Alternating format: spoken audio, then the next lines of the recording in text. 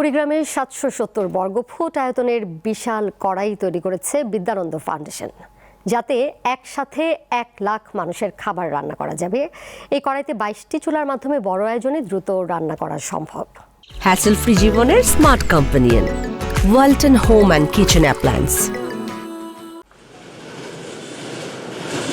কড়াইটির আয়তন ৭৭০ বর্গফুট, এর বেশ ৩১.৫ ফুট ও গভীরতা ৪.৫ ফুট। ২২টি চুলার উপর এই কড়াই রেখে একসঙ্গে ১ লাখ মানুষের খাবার রান্না করা যায়। এতে একবারে ব্যবহার করা যায় প্রায় ৭ টন চাল, ৩ কেজি সবজি, প্রায় ৮০০ লিটার ভোজ্য তেল ও প্রায় ১.৫ টন ডাল সহ বিভিন্ন ধরনের মশলা।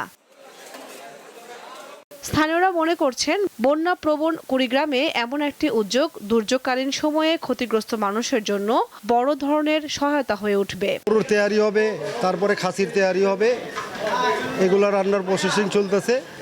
এর জন্য আমাদের 2টি গরু এবং 6টি ছাগল দিয়ে আর কি তেহরি রান্না হচ্ছে। অলরেডি প্রায় 50টার মতো মসজিদের সঙ্গে কথা বলছে। এটা মূলত আমরা মসজিদের মাধ্যমে বিতরণ করে থাকব। গত 14 মার্চ আনুষ্ঠানিকভাবে কড়াইটি উদ্বোধন করেন দুর্যোগ ব্যবস্থাপনা ও ত্রাণ মন্ত্রী আসাদুল কবির দুলু। এ সময় তিনি বলেন, দুর্যোগ প্রবণ এলাকা কুড়িগ্রামে প্রতি বছর বন্যা ও নদী ভাঙনের কারণে মানুষ খাদ্য সংকটে পড়ে। এই ধরনের পরিস্থিতিতে দ্রুত রান্না করা খাবার মানুষের কাছে পৌঁছে দিতে এমন উদ্যোগ অত্যন্ত গুরুত্বপূর্ণ। এই কড়াই এখানে স্থাপনের উদ্দেশ্য আসলে যখন উত্তরবঙ্গে বন্যা কিংবা অন্য কোনো দুর্যোগ হয়, তখন কিন্তু লক্ষ লক্ষ মানুষ কিন্তু রান্না খাবার থেকে বঞ্চিত হয়। এই যে একই সময়ে এই লক্ষ মানুষকে যদি আমরা খাবার খাওয়াতে পারি, সেই উদ্দেশ্য থেকে আমরা এই কড়াইটা স্থাপন করি।